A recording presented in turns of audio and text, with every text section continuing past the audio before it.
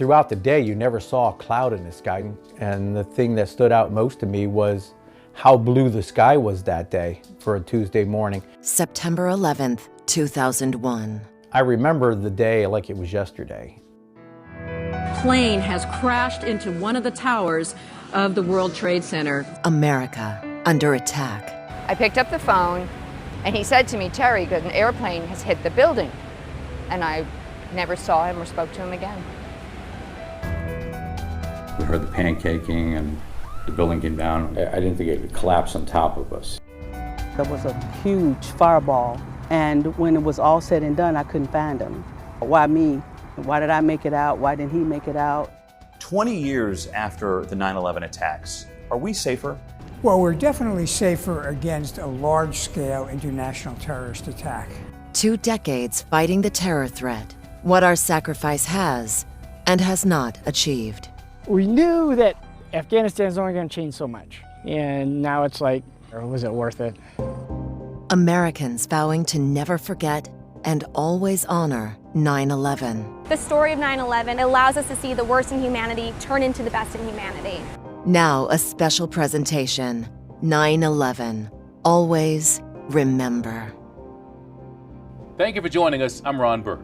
And I'm Kayla Norwood. September 11, 2001 was a single day that changed lives across the world. People remember exactly where they were as they learned airplanes had crashed into the Twin Towers at the World Trade Center in New York City. And that was just the beginning. The World Trade Center became known as Ground Zero in the attack on America. The Pentagon was also targeted, and the field in Somerset County, Pennsylvania became the first battle site in the war against terrorism. Since then, all 3 locations have become homes to living memorials. Maria Stefano shows us and delivers a message from survivors and families. In the middle of sprawling, busy New York City lies 8 acres of hallowed ground. The National 9/11 Memorial, a tribute to those who were lost but never forgotten. It's emotional. I lost my father when I was 4. My father was 38 years old, worked in the North Tower of the World Trade Center. Amy Hargrave's father, TJ, is memorialized in the bronze edges that surround 2 large pools sitting in the footprints of what were the North and South Towers of the World Trade Center. Nearly 3,000 names are cut into the bronze, honoring each of the 2,977 people, loved ones, who died here, at the Pentagon, and in Pennsylvania on September 11th, 2001. His hugs. That is one thing that will always stick in my brain is his hugs, and he had the biggest hugs. He was always the last to let go. September 11th was a day that changed everything about life. A day of loss and courage we will always remember. A day that still replays in the minds of those who experienced it. We're supposed to go to LA and the cockpit's not answering their phone. I don't know. I think we're getting hijacked. This is Flight 11. 8:19 a.m., Betty Young, a flight attendant aboard American Airlines Flight 11, calls the airline reservation desk saying they've been hijacked. 27 minutes later, 8:46 a.m., her plane, heading to California from Boston, crashes into the North Tower. At 9:03 a.m., the South Tower is hit by hijackers on board another Boston to California plane, United Flight 175. American Flight 77 from Dulles in Washington, D.C. crashes into the Pentagon at 9:37 a.m. We talked to a woman who lives right near the crash scene. She tells us she saw a plane, a jet, flying along and then make a sharp downward turn. Less than 30 minutes later, a 4th airliner goes down in a field near Shanksville, Pennsylvania. United Flight 93 was hijacked after taking off from Newark Airport in New Jersey.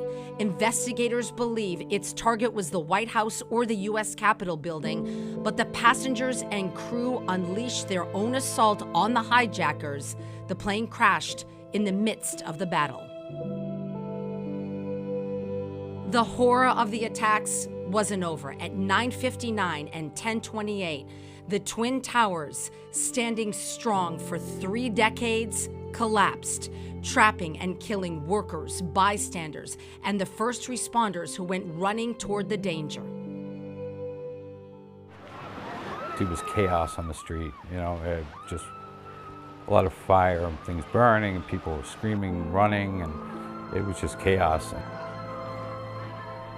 Tough to deal with. Still think about it. Emmett Mackin got to the World Trade Center after the second plane, United 175, struck the second tower.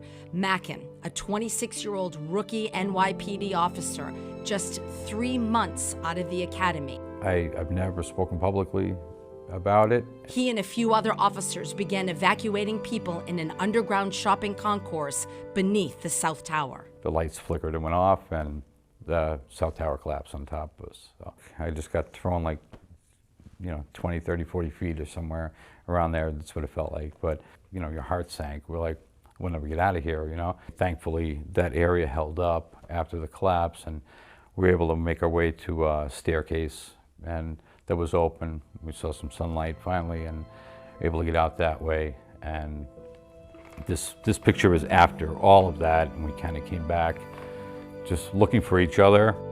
Mackin, now a police sergeant in New Hampshire, was also captured in this photo, helping carry a badly burned woman to a medical team. She actually passed away 3 or 4 days later. I didn't know that till 2019, so it was a little bit of a shock to find out. I kind of always thought, like, hope for the best. That woman joining a list of loss Mackin suffered, including his cousin, Mikey Armstrong, who worked in the towers, friends he grew up with, and fellow first responders. My buddy Sean Talon, who was in Ladder 10, firefighter. Mikey Brennan, the fireman. Sean McNulty, he was in finance, working in the buildings. Said, like, it took the good people. It took the good guys. Well, where's the sense in that? 20 years is a long time. And I'm only 25 years old. I've lived most of my life without my mom, but I don't forget her. I remember that whole day, just everyone being very upset and not really knowing what to say to my brother and I, until my dad eventually had to tell us what happened. Anna Sweeney was in kindergarten when her mother, Madeline Amy Sweeney, died on September 11th. What do you remember about your mom? As a kid, I remember her being so fun, wanting to bring my brother and I everywhere, do all kinds of things. Do you think about her every day? I do. And keeping her memory alive, for me at least, is just constantly looking at pictures. Amy Sweeney was a flight attendant on American Flight 11. Even in the face of terror, like so many people that day, she took heroic action. Rather than just calling her family again for one last goodbye or calling anyone else really, she made a phone call to Logan Airport, reported the seat numbers of the hijackers, and gave critical information to the FBI. And that's something that I'm very proud of and that I look up to a lot. Patty and I split for our offices. She was getting ready for a meeting. She went to the first floor, I went to the second floor. Kathy Dillibur remembers every detail the morning of September 11th. She and her baby sister, Patty Dillibur Mickley, were both Pentagon employees. They met up and talked in the center courtyard a little after 9 a.m.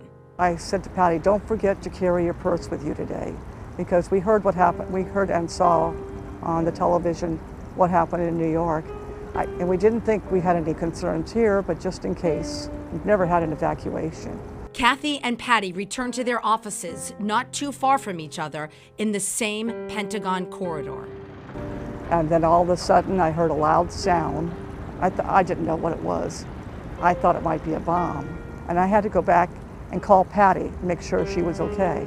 But Kathy was stopped before she could get to a phone. As she was evacuated, she passed the long hallway leading to Patty's office. I didn't see any fire or smoke, so I thought, oh good, Patty's gotten out. Outside, Kathy searched but couldn't find Patty. Kathy eventually walked home with co-workers. She went to Patty's house, waiting for her to arrive. That night, she finally learned the extent of the damage at the Pentagon. And I remember I was laying on the couch in their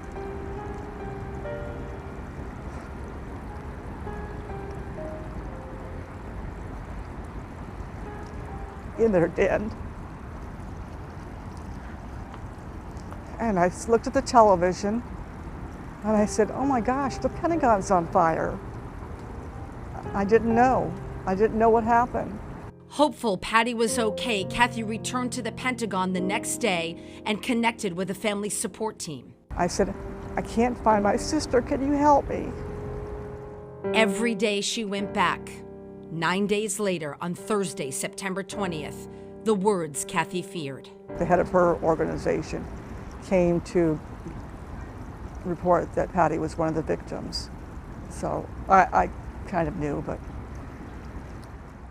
20 years later, Kathy spends a lot of her time here at the Pentagon Memorial, volunteering, making sure people remember. I worked with the Pentagon Memorial Fund that created this beautiful memorial that we have here.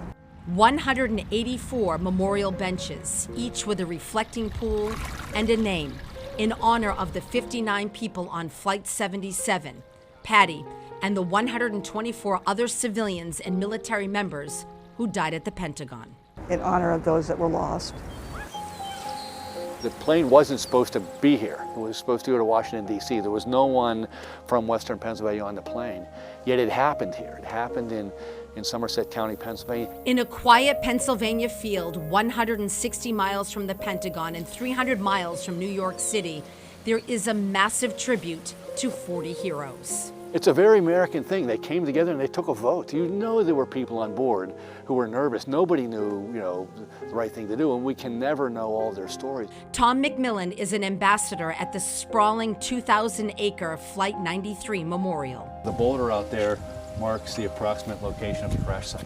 United Flight 93 crashed here amid a struggle for control of the plane. The 40 passengers and crew calling loved ones from the plane's seatback phones and learning about the terrorist plot unfolding. Many consider their fight the first battle in the war against terror. You're actually walking very close to the ground where it happened, and you walk down the flight path, and you can look up and envision the plane coming over that hill and trying to transport yourself back to that morning in this open field. Along that final flight path is the wall of names, 40 marble stones inscribed with the names of each passenger and crew member. The 93-foot tall Tower of Voices chimes in the wind, and that boulder marking the crash site is off limits to the public.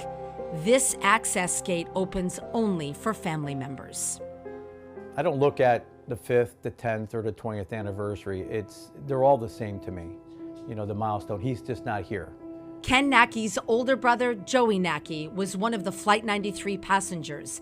Joey was the guardian of the family who always put others first. Give you the shirt off his back or his last dollar. I'd give anything to have Joey back in this world, because the world is not a better place without him and the 39 other passengers and crew member aboard Flight 93. But I think the world is now a little bit safer based on their actions. 20 years later, the compassion and gratitude for the sacrifices on 9/11 hasn't faded. They gave their lives so we can live our lives like it's September 10th. And that's how we live. We should live like it's September 10th, 01, instead of letting the terrorists win and keeping us in fear of living our lives. I've never heard a story where she wasn't doing something for somebody else or something that benefited someone in another way. Do something nice for somebody. Just be kind to somebody. It means taking care of others, moving forward. It means never forget. When the worst happened, people did great things, did the right things, and helped. It's 20 years ago now. It's history. It's something that we should remember. It's changed all of our lives in this country. The memorial in New York actually contains 2,983 names honoring all those lost on 9/11. Plus the 6 people killed in the 1993 bombing at the World Trade Center. 20 years later, so many families that lost loved ones still don't have closure. Normally, when these things happen, you have rites of passage or rituals. We kind of had to create our own path. The reasons 1/3 of those killed in New York remain unidentified, and the tireless work to change that. Plus, I felt that if my son was looking down on me, I was telling him that I loved him. A father's messages to his son as he held out hope he survived. Now the comfort he finds now in this memorial built from the towers.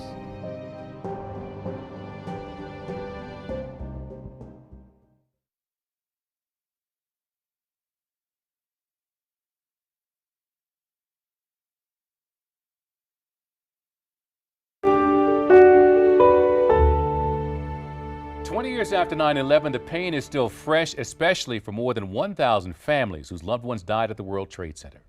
Their names are still not matched, their remains pulled from the rubble. Sally Kidd tells us families haven't given up hope.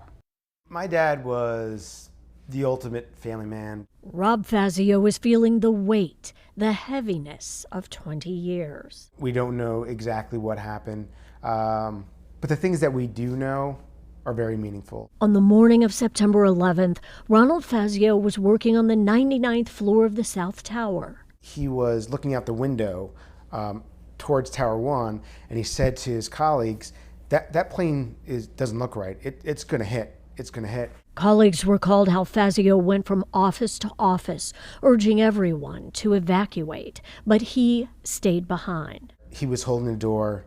Holding the door for others so they could get down to safety. He kept saying, no, go home. And that was powerful. Fazio ultimately made his way down the stairs of the South Tower as Battalion Chief Oriel Palmer was heading up. On September 11th, 2001, people like Oriel Palmer led the way. Palmer was the first firefighter to reach the impact zone, working to save lives until the very end. What he did and what he epitomized, what he personified, that is the very definition of heroism. It's the very definition of selflessness. Both Palmer and Fazio are believed to have died when the South Tower collapsed. A brave and caring father, a heroic and determined firefighter, both among the victims whose remains were never identified. Still, to this day, the largest forensic investigation ever in U.S. history remains open. A repository situated beneath the footprints of the North and South Towers holds the remains of 9/11 victims the medical examiner's office has not yet been able to identify, but that work continues. For 2 decades, forensic pathologists have worked to identify the remains resting behind this wall, hoping to give families tangible evidence to confirm what they already know. That commitment we made to the families to never give up, that commitment is as strong today as it was 20 years ago. The hunt for a DNA match extremely difficult given the scale of the disaster. Everything that destroys DNA was present at ground zero. You have very small fragments of bones that were heavily charred, so heavily that they went through a process that's almost like instant fossilization. So very little DNA could be retrieved from that. Over the years, the medical examiner has tapped the expertise of scientists around the world. We developed a new extraction procedure from bones that was showing success. And those advances yielded results that were impossible 20 years ago, providing new identifications just within the past few years. We never give up. We are not going to give up. I've kind of resigned myself to the fact that we'll just keep his memory alive, knowing what he did, knowing how he lived his last day. As the nation marks 20 years, the absence of physical evidence of their loved ones leaves a void for the families. Part of the grieving process is missing. The Fazio family buried a coffin, empty except for some keepsakes, his dad's favorite sea glass embedded in the headstone. We kind of had to create our own path. And after 20 years on this path, Rob Fazio has made peace with it. How would you like him to be remembered? The way he is, someone who left this world holding the door for others. Just this week, the medical examiner's office was able to identify 2 new victims, a man and a woman, the first new IDs since 2019. More could be coming as the office adopts a new forensic method that's being used to identify remains of missing American service members. There's a saying that time heals all wounds. One man isn't sure that that's true. Time is a relentless enemy. Next, a father's search for peace after his son died saving others. The chance meeting that's helped him heal.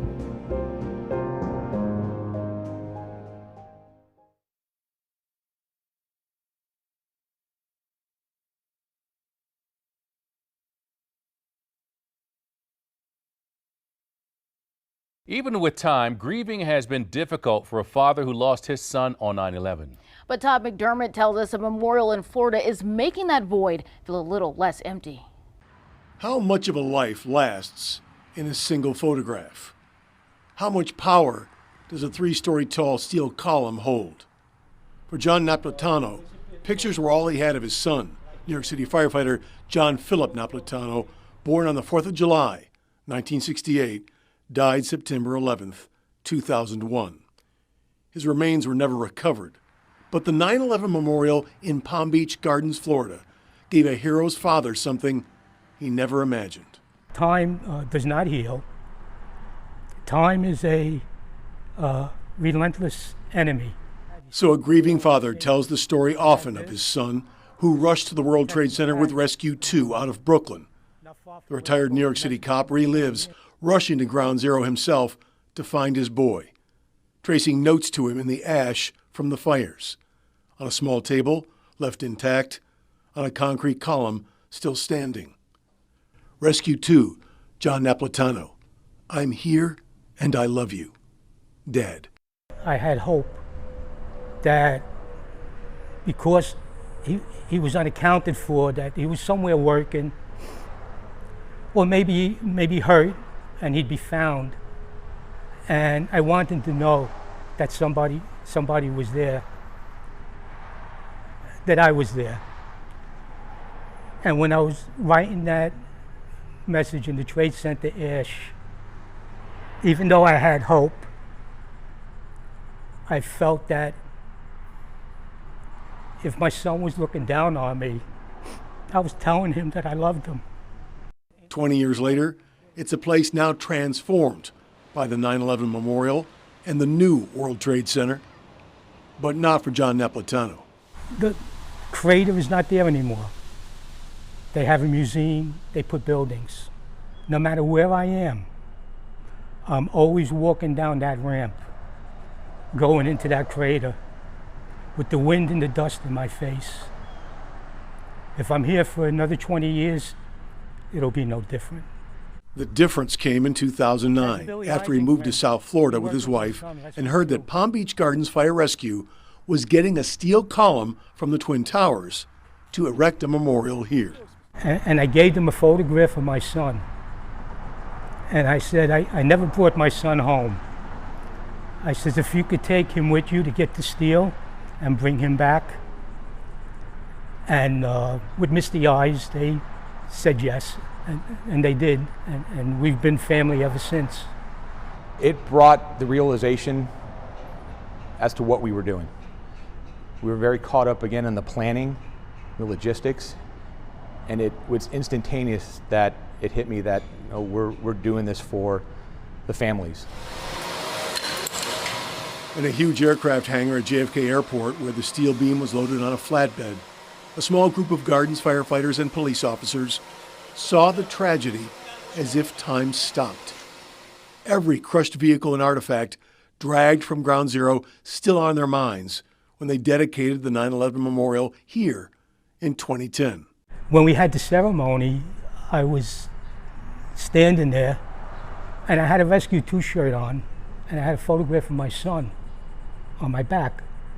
And I felt the hand on my back, very gentle, and crying, sobbing. And I turned around and it was a woman.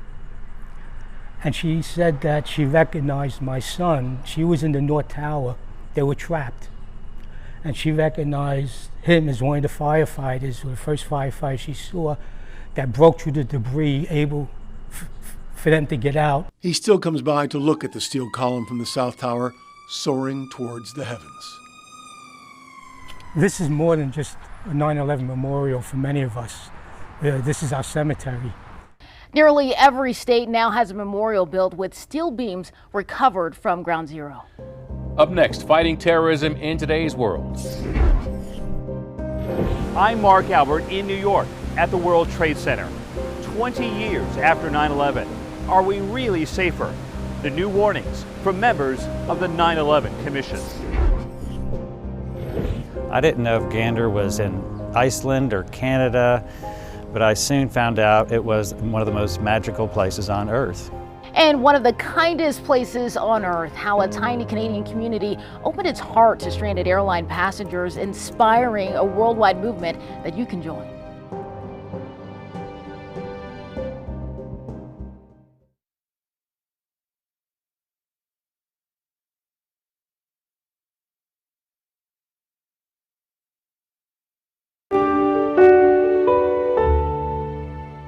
Since the terror attacks 20 years ago, U.S. taxpayers have spent trillions of dollars to improve Homeland Security and prevent another devastating attack. So, are we any safer? We asked Chief National Investigative Correspondent Mark Albert to find out.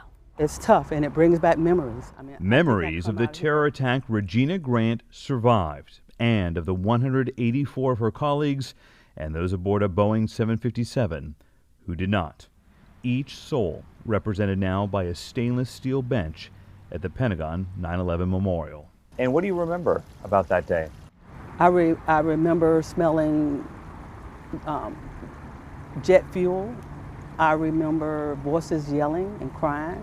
There was a huge fireball that sort of shot into a room that I was sitting having a meeting. A young man that was sitting across from me just like you are. And when the lights went out, our eyes were locked, looking at each other. He was killed. Trying to crawl out. That man was 48-year-old Army Lieutenant Colonel Dennis Johnson from Virginia. Grant still remembers him vividly. I was sitting in that direction. Grant's now out of uniform, rising to a full colonel. She sat down with us for her first interview about that day in 19 years. And incredibly, she still works as a civilian in the building where she almost died. You know, you get on the horse, you get back on it, and you come back in. But you would be forgiven for not ever coming back. Correct, absolutely. But I had to come back because this is a place of resiliency. The country has had to be resilient too. After the attacks, the 9/11 Commission issued a report that became a bestseller, urging immediate implementation of a host of recommendations to make the U.S. safer. We need to play offense. Former Congressman Lee Hamilton was the 9/11 Commission's vice chairman. We got a lot accomplished. He's now 90 and spoke to us at the Indiana University school that bears his name. I don't think there's any doubt that we are safer. The worst thing would be to try to sit on your laurels and say we fixed the problem. Are you saying that terrorism will never go away? It is a permanent threat. Here's my question to you. Jamie Gorelick was the only woman on the commission. She agreed with Hamilton the U.S. is safer, but added a warning. I have a copy of the 9/11 Commission report with me, and I want to read you a key sentence here. Quote, "We hope that the terrible losses chronicled in this report can create something positive, an America that is safer, stronger, and wiser." Is it? I'm not sure that we are wiser, in that one of the recurring themes in our report was and is the power of cohesion. And we are certainly less cohesive as a society today. Does that impact our overall security? I think it's very difficult in a society that is as fractured as we are to be strong. Both 9/11 Commission members we spoke with told us mysteries about the attacks remain. There were some documents that even you on the commission did not have access to, correct? That's correct. The big unanswered question is how young men with no knowledge of the United States, no knowledge of our language, were able to come into this country, get trained to fly, live here, travel here without any help from somebody. You're saying there are more 9/11 secrets that have yet to be revealed. Yes, absolutely. There are more 9/11 secrets. Terry Strada is a 9/11 widow. Her husband, Tom Strada, died in the North Tower, leaving behind 3 kids. The youngest, Justin, was just 4 days old. He's now in the U.S. Army National Guard. You rubbed your hand over his name. Always. I tell him I'm here, tell him I love him, tell him I miss him. Strada now leads a group of 9/11 families. Some are suing Saudi Arabia, in part for access to unseen documents, some held by the U.S. government. They believe may shed more light on the source of support for the hijackers. It's been 20 years. It's been 20 years. It's time to release everything you can on 9/11 so we can protect ourselves going forward. Protecting the U.S. not just from future overseas attacks, but from those launched here at home. Former Homeland Security Secretary Michael Chertoff. What is the greatest threat to America today? Well, I would say at this point you'd have to say domestic extremism. I mean, look at January 6th. The challenge is always not just to look at the immediate threat, but to look at what is the distant threat, which may be more important. This is the first time you've My seen first time seeing his bench. Regina Grant, who still mourns her colleague Dennis Johnson, whose eyes locked with hers at the moment of the attack on the Pentagon, came with us recently to see his commemorative bench. Grant's own resilience, as sturdy as the steel this memorial is made with. What's it like to see the bench finally? Peace, sense of peace. And closure, I never get closure, but this is one way to survive it in order to stay strong. Strong and safer 20 years later. Both 9/11 commissioners we spoke with said Congress has failed to implement the biggest recommendation from their report: streamline the nearly 100 committees and subcommittees that have oversight of U.S. security, intelligence, and defense agencies. The terror attacks led some people to set their sights on the military. We started having more people joining for, I like to say, for the right reasons. 20 years after that surge in patriotism and bravery, the questions veterans are asking about all the personal sacrifices.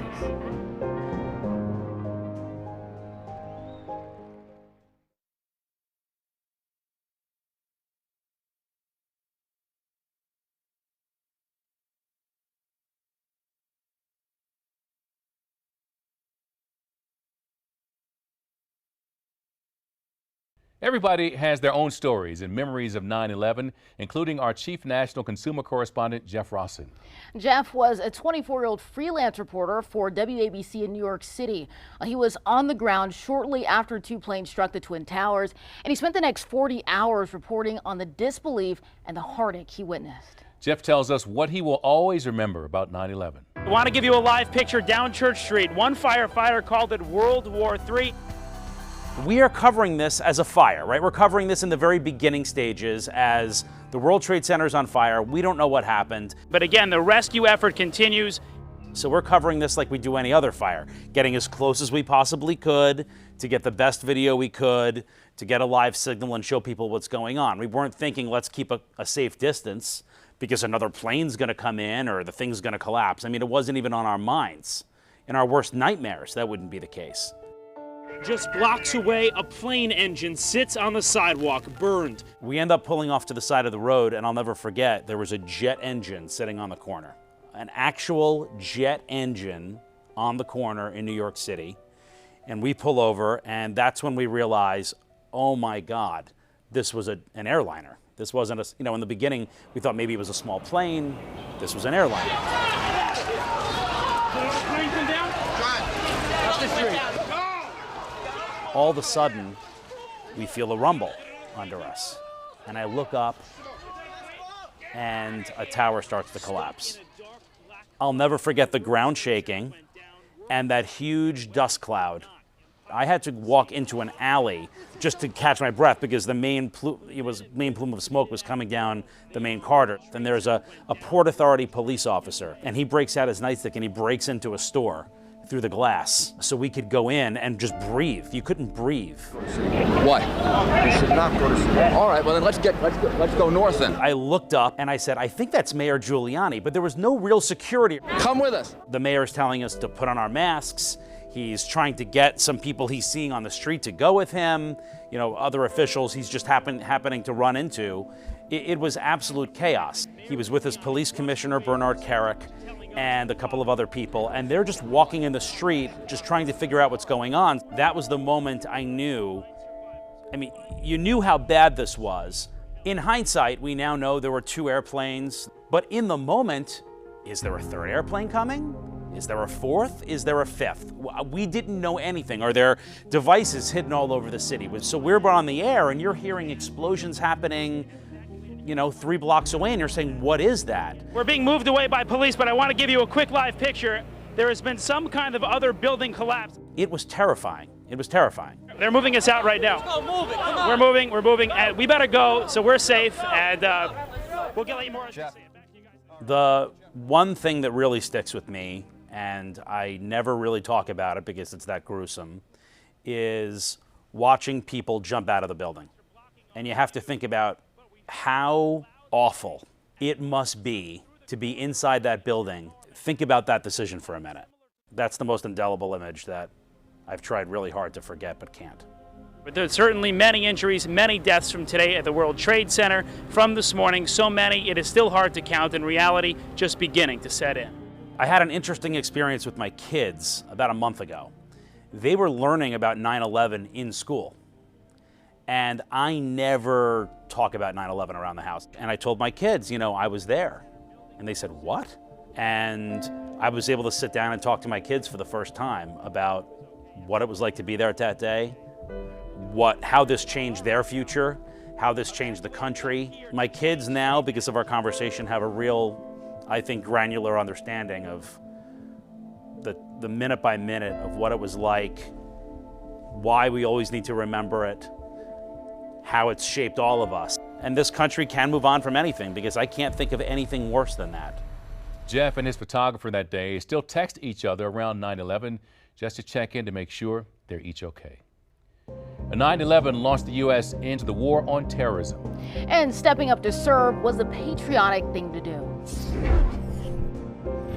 There were a lot of those that were proud to be there and ready to go. Ready to fight and paying the price. Next, one veteran's experience and his thoughts on the current events in Afghanistan.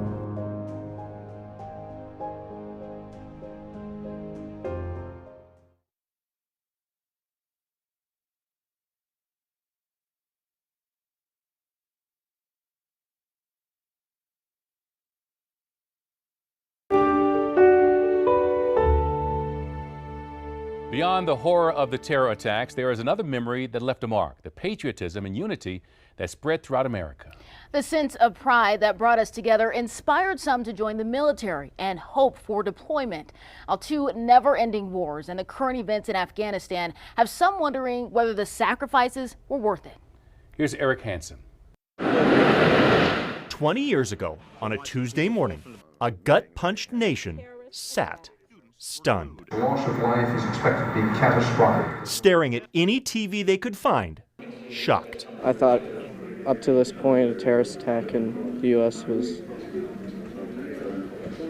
going to be minor. 1,000 miles from Ground Zero was too close to home, but it was also too far away. There's not much you can do when you're sitting around and watching it on TV, so I thought this would be a way to help. So, feeling helpless, Americans prayed and cried and rallied around their colors. What's so proud? I think there was a lot of fear, a lot of anger, disbelief. And even more, patriotism. We're passing out red shirts for the red part of the flag. Plenty waved flags.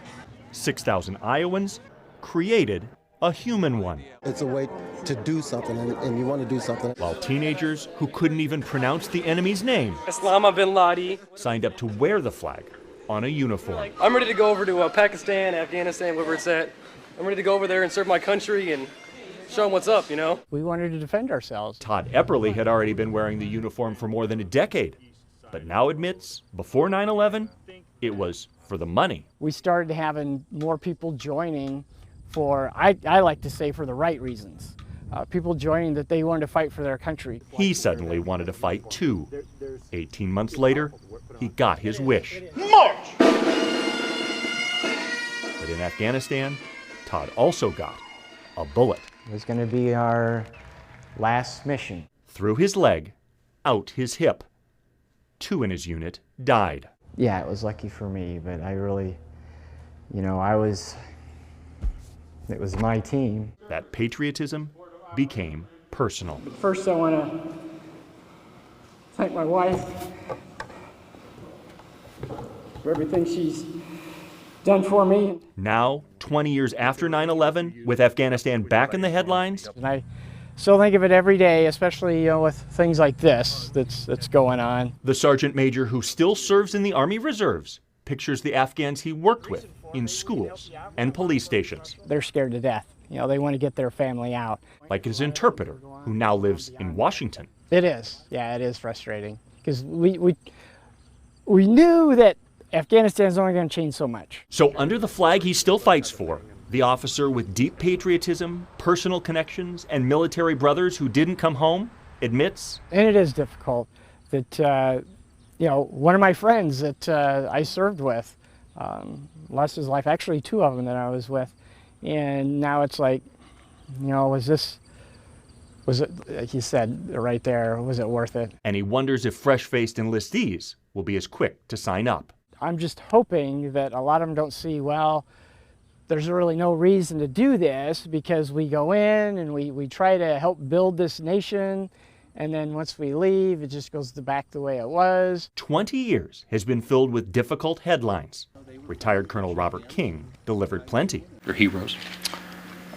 They're our friends, people we've served with. As the face of the National Guard, whenever an Iowan died. They were hard.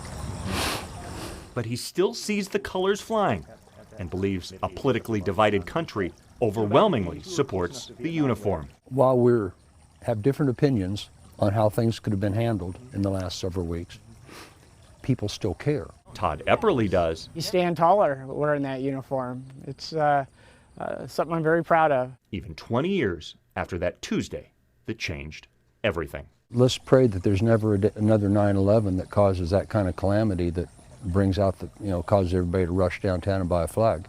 More than 2,300 U.S. service members died serving in Afghanistan after 9/11. Another 4,400 died during Operation Iraqi Freedom. Both wars resulted in more than 52,000 military members being wounded in action. People across the world are honoring 9/11 through random acts of kindness.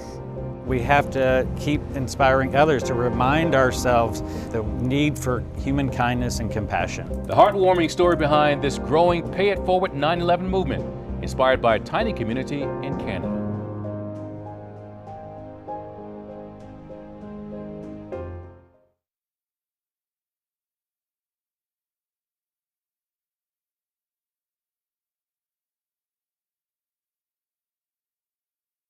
For the first time in history, all flights in the United States were grounded on September 11th.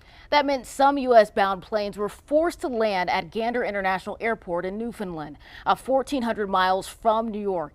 Gander, population 9,000, welcomed 39 airplanes carrying nearly 6,600 passengers and crew. Bree Jackson tells us the kindness the residents showed sparked an international movement. Hi, how you doing? Good. I'm here to see Captain Stanislaw. A delivery of donuts from Steptoe Law Firm to firefighters at the Arlington, Virginia firehouse near the Pentagon. Good morning. I'm here to drop off some breakfast tacos for Pay It Forward 9/11. A surprise breakfast delivery for a dentist office in Austin, Texas. Hello. We wanted to give you this as a gift. And a gift to keep an ICU team going at George Washington University Hospital in Washington, D.C. A little something to pay it forward.